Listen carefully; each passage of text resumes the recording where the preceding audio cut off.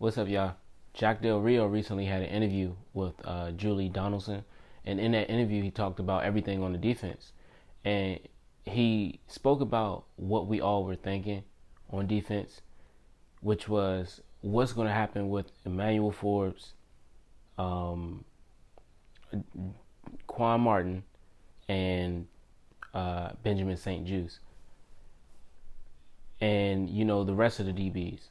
So he had said that it's going to come down to competition. It's going to come down to whoever wins in the off season. And who I think might win in the off season all depends on who knows the playbook the most. Who knows the scheme and who fits the scheme the best. Because I think that's most of the reason why the middle linebacker Milo Effler, I believe that's why he set out. I felt like he didn't understand the way the defense was run, and he didn't understand how it was supposed to be run. So I think that's most of the reason why they set him out. Also, I was thinking when it comes to what Ron Rivera wanted, and also what Jack Del Rio wants, they want more turnovers. And I think this year is when they're trying to implement it, and it's not like we're gonna give it some time or something. Because if the rookies end up developing as quick as they want them to, why wouldn't they start them? And I've seen in OTAs that they started Martin and Emmanuel Forbes in the slot and in the outside. So they've been playing it. So they're getting very familiar with it. And from what we've seen, Emmanuel Forbes has been getting interceptions. And when it comes to Martin, he's been locking down tight ends, especially what's his name, Logan Thomas. And if you're already able to do that, I think that's all he can ask you for. That's all they expect, is for you to be locking down people and understand the playbook. So I feel like for St. Juice, he said he's going to be all pro this year. I'm not sure if that's going to happen because I don't even know if he's going to be a starter. And it seems like so far that his job may be in jeopardy. And it may be taken up by Quan Martin. And I know for sure Emmanuel Forbes is going to be playing that outside. And I don't see how you keep Emmanuel Forbes on the bench if he's able to show you in practice and in the offseason that he's able to get interceptions. I'm not sure just yet, but he has been playing against low tier quarterbacks, but still, he can make turnovers. And it's still early in the offseason, so he still has a lot to prove. And so does Benjamin St. Juice and Martin. But St. Juice in college, he wasn't like a turnover guy. Like I really didn't see what the Commanders seen in him in college, but last season he did great. He did a good job. But when it comes to turnovers and the fact that we need turnovers, I don't see him being there. I don't see it because it doesn't make sense. Because why draft somebody for turnovers if you're going to only make them be backups?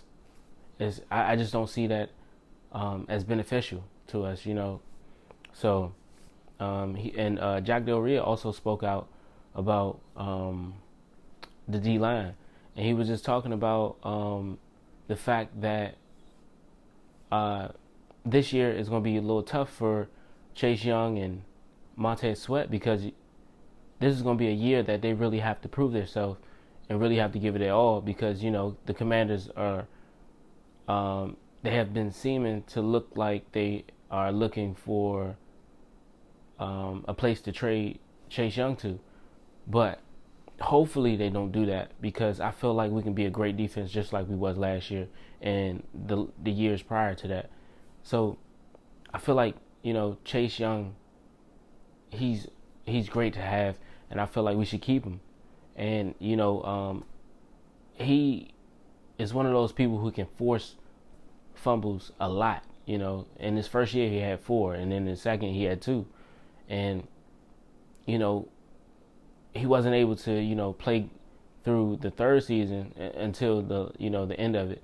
But the fact that he decided to come back, and play and just try to get those jitters out of coming off of an injury, because I think that just shows that he's trying and he still wants to play. And I think if he didn't play last year just a little bit, I think they would have been got rid of him this year. But I think he's been here so long, and it's the beginning of the off season, but still, it's like I still feel like they're not going to get rid of him. But as long as he doesn't hurt himself during the off season, I feel like they won't get rid of him. But with him being there, I feel like we're going to go up and force fumbles, and I think he's going to help out, a lot. And also, Jack Del Rio spoke about Jamin Davis and the fact that last year he had a great season, but he had a lot of splash plays. He said it would be plays where he would just mess up and he would be like, where did that even come from? And it would be a lot of coverages that he wouldn't pick up on. But he said he still believes in him. And Julie Donaldson spoke about the fact that we didn't get anybody in the draft. And I thought about that too, but Del Rio said that since we run two linebackers on defense at a time, it's really not an issue. And then he said also offense needed an extra draft, an extra draft pick, and he felt like the offense could have used it more. So, and we did, what I'm saying? We needed everything over there. We didn't need a running back, but I mean it was fine to have, but it created a competitive aspect in the running back room. So it's not bad to have, because we got Antonio Gibson, Brian Robinson, and I believe we had Jared Peterson. But to have Christopher Rodriguez there is only going to spark more competition, and allow them to show their best talents. And I think that's also what's happening to the DBs. Because we have Kendall Fuller, we have Benjamin St. Juste, now we have Martin, and we have Emmanuel Forbes, and we also had some other cornerbacks. I forgot their names, but when you think about it, also Martin used to be he used to be a safety in college, so we don't need that right now. We got Kamren Curl, and we got Derrick Forrest, and we got Percy, so we don't need him to be another safety. But it would benefit us if we did put him in that slot cornerback position. That would be perfect. But that would be bad for Benjamin St. Juste. But I feel like those three, I think just specifically those three, Emmanuel Forbes, Martin, and Benjamin, are just going to have to struggle throughout the offseason, because I just feel like their jobs are really up in the air, and it's going to come down to who knows the playbook the most. And that's honestly how I feel about that. And because on one end you got Benjamin, he's very tall, and he's big enough for tight ends, and those, and he has the speed to keep up with those fast wide receivers. So it's like you could keep him there, He can cover well and he can tackle well.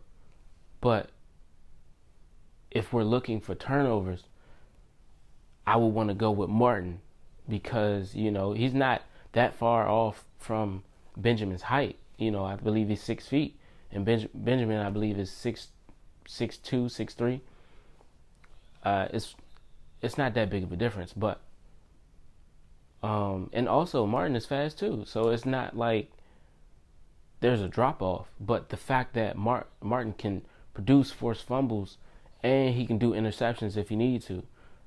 I mean, just going off of what he did in college, I'm not sure what he can do just yet, but because college is a different game, but still, it's just like, I don't know. I would go with Martin, and if it came down to that slot position, and then Emmanuel Forbes on the outside. So that's how I feel about that. And he also spoke about how going against EB's offense is gonna be beneficial, because Jack Del Rio has a top defense, and they're going against EB's offense. You know what I'm saying? And it's just like, just think about how we're going to piggyback off of that on offense and defense. It's gonna. I think they say iron sharpens iron, and that's basically what's going to happen. And we can't do nothing but get better on both ends. So it'd be great for us to learn from the defense and us learn from the offense as well. And I feel like EB gonna have a lot of tricks up his sleeve because he got a lot of speed. And also to talk about Martin and what he's been doing in the offseason and when in OTAs. Not Martin, Emmanuel Forbes. I meant Emmanuel Forbes has gone up against all our top wide receivers, and he's been able to keep up with them. So it's just like, I already know, it's just the start of the offseason, but just by that, he's able to keep up with them. So we know he can do that, and he's been able to get interceptions. So we know for a fact he is who he say he is. You know what I'm saying? Everything he did in college is starting to show in off season, but can he roll over to the regular season? Is what everybody's hoping for. And also, so it seems like he's getting everything, and he's asking questions is what everybody's saying. And also, and Jack Del Rio is he speaks highly of him. So it's not like it's just coming out of thin air. It's just like everybody's seeing it. So, and they that's all they talking about. So, and then when it comes to Martin, like I said before, he's keeping up with. He's not even just keeping up, but he locked down Logan Thomas on multiple occasions in the OTAs.